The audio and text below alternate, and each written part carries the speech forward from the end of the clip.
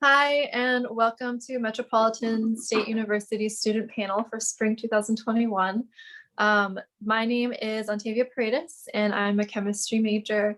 I'm in my senior year, and I think this is my third year at Metro. I transferred in as a junior from MCTC in Minneapolis, where I got my 2-year degree originally. My name is Jesse Nelson. I am also a transfer student from MCTC, where I got my associate's degree in photography and digital imaging. And at Metro, I'm pursuing my bachelor's degree in individualized studies with a minor in design of user experience. Hello, everyone. My name is Cassie Macedo, and I am a graduate student here at Metro. This is my second year. Technically could be considered the first year because of COVID, but my second year here, and I'm really happy that you're here to join us for the student panel virtually. Hi, my name is Kaylin Tao. This is my first year at Metro, and I'm studying in psychology and hoping to get a bachelor's in that. Hi, my name is David Trout. I also am a transfer student, but at St. Paul College, I got my associate degree there.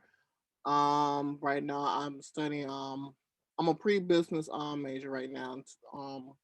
I'm focused. I'm looking forward to studying in marketing, and a minor in project management.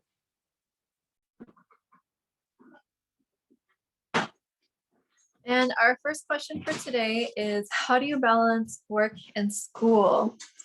Yeah, this is a good question. Just because it looks different for everybody. Everyone has different responsibilities outside of school. And so for me personally, I had a really difficult time when I was obtaining my 2-year degree. I was only a part-time student, but I was working full-time.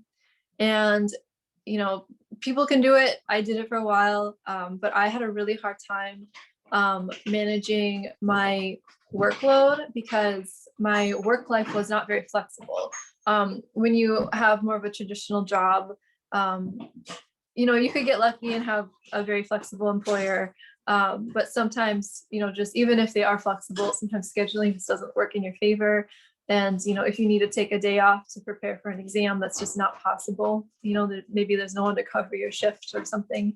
And so what I did, which doesn't work for everybody, but I was lucky enough to get a job at Metro University in youth outreach. And I also do the First Saturday Science program, which you should come to, or, you know, email me, antavia.paredes@my.metrostate.com or .edu. So I get to just kind of make school my whole life. And that has given me a lot of flexibility. And that's a huge benefit to being a student worker. You know, if you need to take a week off, it's usually no problem. And it's really centered around being a student and making sure that you can be a successful student as well as a successful employee. And so that worked for me. I found that works for me. And yeah, so that helps. Otherwise, I wish I had it with me to show you, but my planner is my best friend.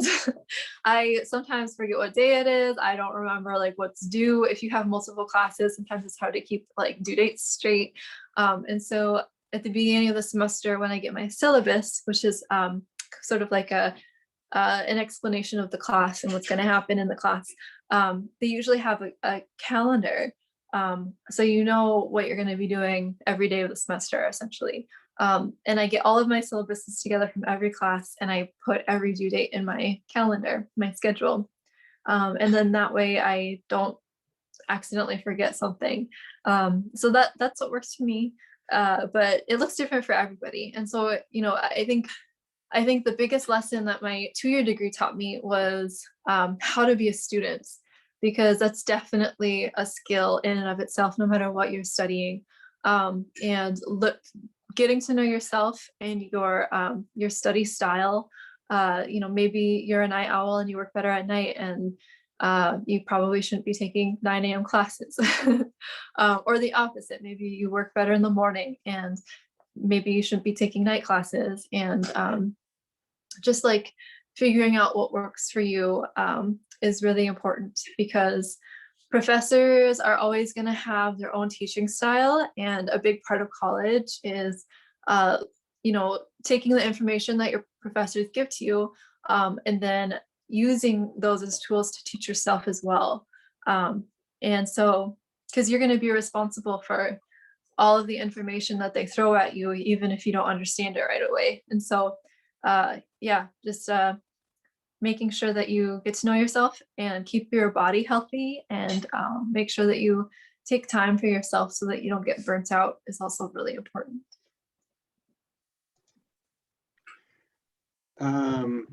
I second everything Tavia said. And I love that suggestion of learning to be a student, learning to be a college student. And because of the flexibility of college, not being Monday through Friday, 7 to 3 or 4 or 5, like you may have experienced in high school, you can sort of craft your best way to learn. And then in terms of balance in work and school, that started with my my degree planning and choosing classes and how much of a class load I could take against how much of a workload I have. But once my classes were chosen, they all went up on the family fridge, the calendar, so everybody knew where I was. And then my Google Calendar as well. I use my phone primarily for specific work and school dates. And as far as work, my student job is really flexible, so I'm hugely appreciative of that. My photography work is also self-directed and flexible. And then when I have had more cut and dry schedule work, when I was driving school bus, it was just planning out the whole semester and communicating with my boss how much of a workload I could take on so that I could commit to the work that I was scheduled for. Yeah, for myself, I do a lot of planning in my undergrad, and when I got my associate's degree, I wrote a lot in my physical planner. And now that I'm in grad school, I use technology so much. My laptop comes with me everywhere. And so I use my calendar and my reminders to remind me what is due, to schedule out readings, because you will have a lot of readings in classes. And then you'll have discussions about those readings. And so you really want to try your best to complete the reading so that you're getting the most out of that class. And I like to, for myself, schedule saying I'm going to read this chapter this day. I'm going to finish this other chapter this other day. And that really helps me to balance all of the responsibilities that I have, but also the different responsibilities that you will have in that class, because there will be readings and there will be like class participation, and there will also be projects, maybe. Of course, all classes are different. So the requirements are also different. And so finding a way to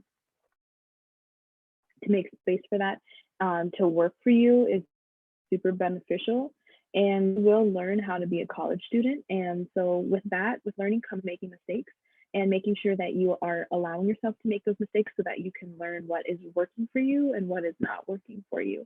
And that is really important.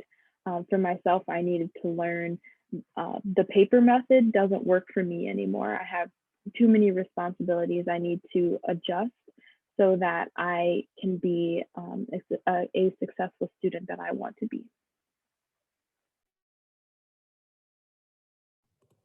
Yeah, like everyone said, like planning is probably the best thing you can do to how like to balance your both like work and school life. Like I never like my high school, they made us like have planners and things, but I'll admit that I never actually used it, but I still was able to get through high school for the most part because like since everything was kind of in a kind of put in order and everything, I could have just done my work like just being at school and stuff. But like once like you're in college, like you have much more like free time to do anything, and like because of that you'll find yourself like procrastinating sometimes. So like it's always good to like have a planner and like write out like what you're gonna do for like each week, or like like what Tavia said earlier, like get like all your syllabus and like put on all the due dates and like important dates for like everything that you can do and stuff like that.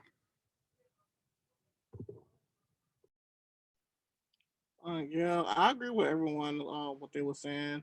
I do something similar to what Tavia do. I'll soon my professors send out all the syllabus. I'll grab all the syllabus out. I will put it in my planner. I literally have like a desk calendar, and I put it on my door. So I put all my due dates on there. So soon I walked out my room, I will see the due dates right there. And then sometimes I have a little journal. I call it my to do list journal. So I'll like write everything down, like any like homework that's gonna take the longest for me to do, and then some of them that's gonna take short amount of time to do. So I just that's how I prioritize my assignments and stuff. With work, I did experience outside of working outside of campus and working on campus. To start off to working on outside of campus, the best way how I did it is that I would print out my like class schedule and literally just show my manager what's my schedule is gonna look like. So and then just tell them like here's the days I'm be in class. Can we find can we come to a compromise on how we gonna do it? And then normally I'll be lucky enough to find those type of managers who are lenient about that. Because I would say when coming out, if you want to work outside of campus, just communicate with your boss, let them know what's there, what you gotta do, what you gotta study, and he or she should be lenient enough because they understand that your school is your priority, and that the job is just secondary right now. And for I like work study because it gives you an opportunity to like you don't really have to communicate with your boss. They know that you got classes, so they know like okay, just tell us it's kind of the same thing, but they already know what's your schedule, so they kind of be they know like okay, we're not gonna put too much on this person to do such and such. So that's what I would say about how to balance your work schedule. And our next question is, what surprised you about college? I think the most surprising thing for me um, was how supportive my professors can be. I think the experience in middle school and high school, well, I don't know about everybody, but I definitely felt like my teachers were like after me, like get your work done, like get this done. I guess I thought of them more as authority figures. Um, Maybe that's what it was. But in college, your professors are going to be your peers in a sense in a few years. Once you're done with college, they're going to be your colleagues, and they definitely treat you that way too. You know, they I have like for example, last week a professor emailed me personally and said, "Hey, I heard about this committee and scholarship opportunity, and I thought of you, and I thought that you should maybe consider throwing your hat in the ring for that." And that was he just thought of me just from having me in class and talking in his office about my plans for the future and what I would like. And my professors have always been really supportive with like scholarship recommendations. They've definitely helped me support myself through college. And there's just such a valuable resource. And they have work experience in the field that you're going to go into. And even when you're taking classes that aren't going to be in your major, like if for me, I'm a science major, but I would say like I've had fantastic English professors that would be happy to help edit lab reports for me.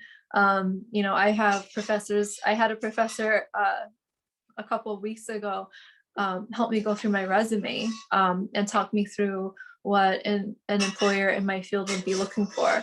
And so you know, just that change of dynamics, you know, you're not a kid anymore, you're an adult, and you're completely responsible for your career trajectory and your academic performance. And so, and the relationship change from teachers and instructors being your authority figures to being your support system, I think was really surprising. And I hadn't really anticipated that, but it's a good surprise.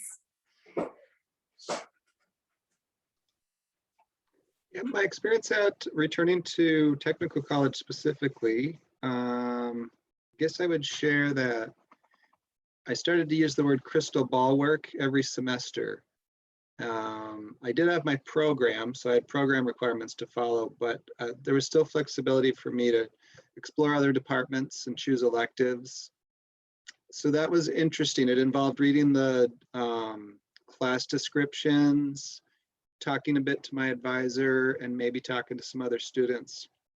But every time I discovered a new department or a new class that looked like it was going to be good, and then it really lit my brain up. It really worked. That always felt like one of the great successes in college. And my current field of interest, my minor in UX design, came from one class. We were allowed to take an elective in the web development department, and I loved it, and it surprised me. I didn't realize I'd like that field so much. I would say what surprised me the most when I joined a program, I got an advisor, and they were there to advocate for me and answer my questions specifically to the program, but also how to navigate the program itself while you're in college. Because depending on which major you choose and if you decide to go through a program, there's different requirements. When I joined the social work program, I had to fill out an application.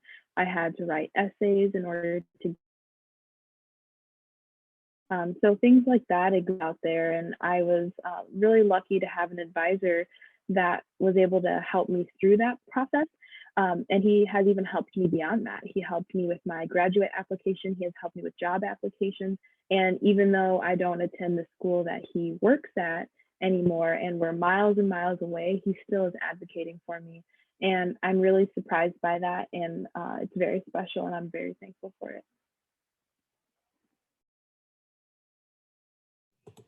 I think what surprised me the most was like going to a class and like figuring out like how many like different types of like people that you like run into in like a class, because like, you know, in high school you're like around people your age and like sometimes nobody knows what they're doing, or like some people do, but like usually like they're around your age range. But like whenever you go to college, like you'll meet like all different types of people, like from ranging like different ages, like some as old as the professor even probably, or like have their own families. And it's like sometimes like you just like you're able like to even learn from that, because like, you know, in high school, like not exactly like everything that goes on in there is like how would you say it, it's like you just don't know.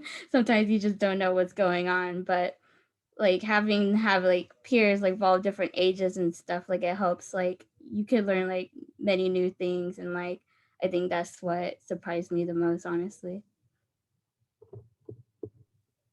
I think what surprised me the most about college, it might be weird to say, but how fun it can be during your college experience.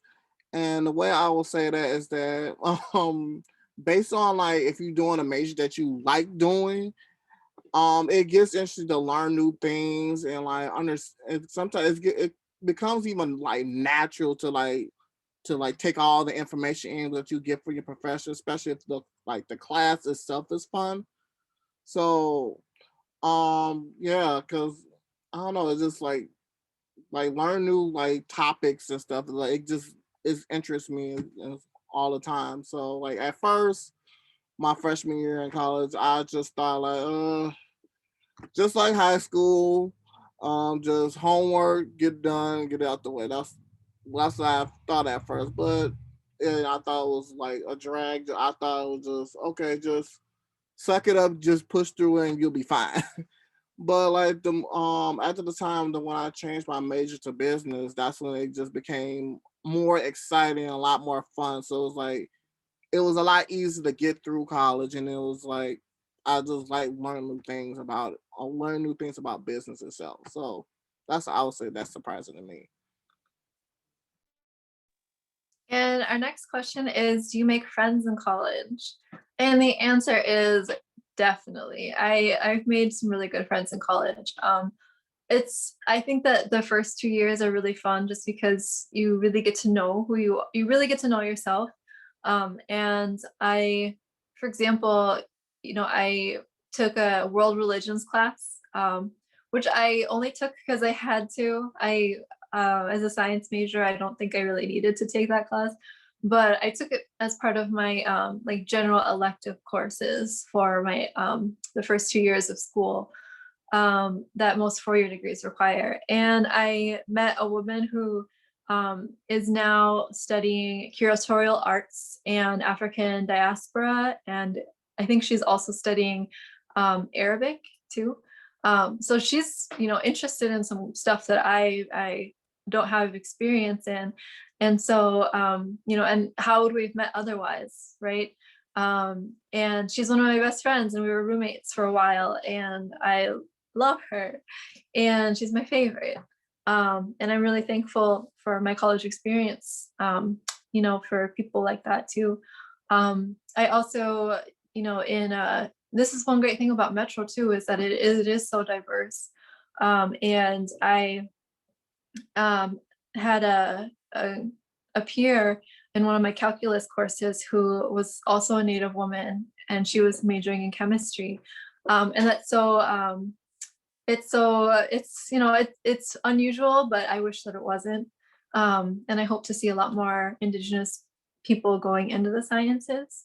But yeah, no, she was wonderful, and we're still friends. We keep in touch, and we ended up taking a couple classes together after that as well. And she was just a great resource. And yeah, I think we'll probably be lifelong friends. So you definitely make friends in college.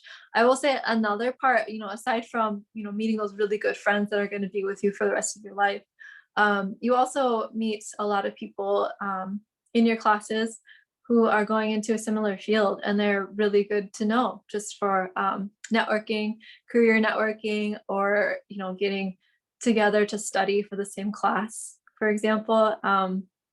That's also a really good resource, especially if you're working on group projects and stuff. I definitely recommend, when you enter a class, any class in college, you should always try to get the phone number of somebody or email address of one of your classmates, in case you miss class or in case you're just confused about something. It's really useful. And I definitely recommend reaching out and branching out, and just enjoying college life and enjoy being a young adult, and get to know people. Yeah, right now I'm really enjoying having friendship groups from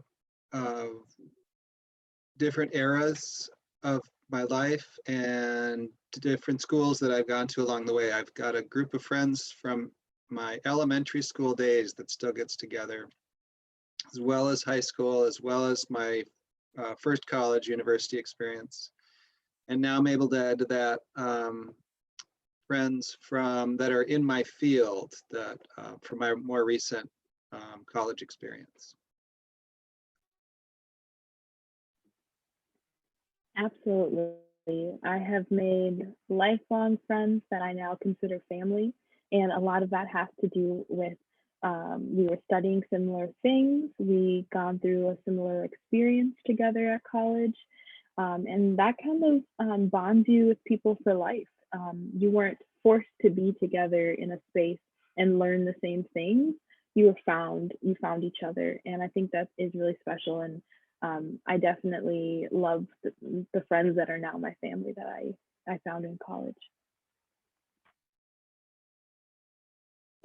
Yeah, definitely. Because like, the best way to make friends is just like, you don't even like sometimes you might, when you go to college, like it's not the same as high school where you like know everyone and stuff, like, well, possibly anyway, but like, yeah, so like going to college, you just meet these new people and like, everyone's like all new to each other and like because of that, like everyone's a little more open to like sort of get to know each other because like, during class, like not everything you'll understand everything. And then like having those connections with other people because they might get it or they might know somebody who understands as well. So like just making friends is like a good way to like, make your college experience like better because like, you're not alone and like having people around is always good. So yeah.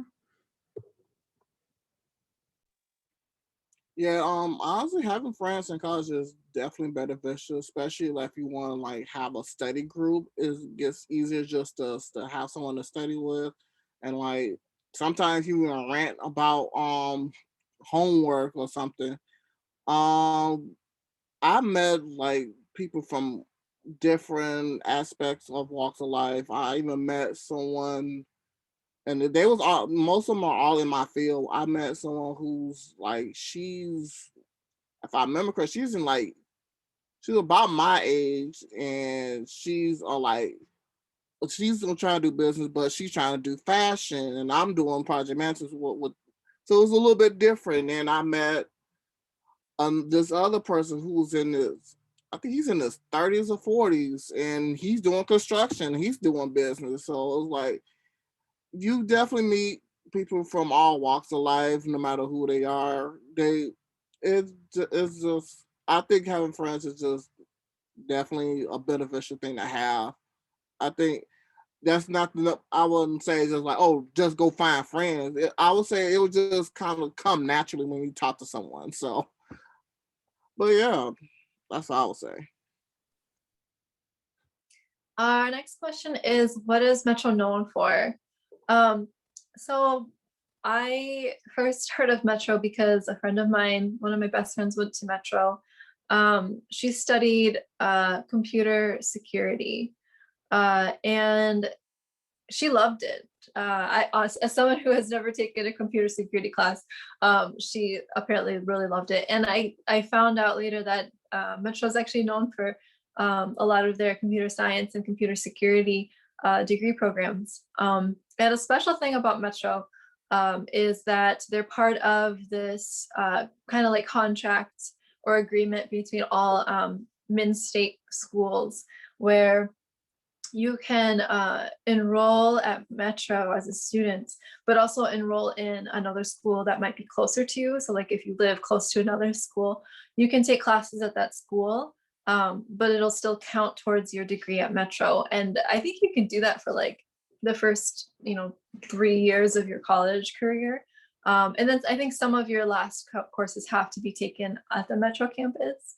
But that's definitely helpful, especially for people who maybe don't live close to the Twin Cities, or who have other responsibilities that can kind of make commuting to a campus difficult. I know that Metro is also known for like pre-med and nursing too. I know that in a lot of my chemistry courses, I run into a lot of people who are going to become nurses. And I think that's mostly my experience with the common degrees. I know that they're also known for business, but I feel like other students on this panel will probably know more about that than I do. Yeah, and as I worked up my college trajectory with my first advisor, it seemed that Metro is known for being really diverse and accessible. It's a commuter school, so there's no on-campus housing, and it's very affordable. Among the universities, the four-year degree universities in the Midwest and Minnesota, they're among the most affordable way to get your bachelor's degree. They're also really receptive to students coming in with 1 or 2 or 3 years of credits from other schools. And specifically, if you bring an associate's degree with you from a Minnesota technical or community college, that can sometimes just take care of your first 2 years of credits for your bachelor's degree. I would say Metro is known for its diversity, its flexibility, and its very good cost. And it makes it a unique campus for that reason. It's definitely a different kind of culture here at Metro that really does want you to succeed, and recognizing that not every student is going to be the same, and making it more accessible, making the college experience and college in general and higher education more accessible. Yeah, like everyone said, like it's very accessible and like, you know, it's pretty cheap to go here. So like it's a good way to like you know, if you don't have like the money or such, like you can go here because you'll still be able to learn like the stuff that you want to know, and like it's really like helpful for that kind of things.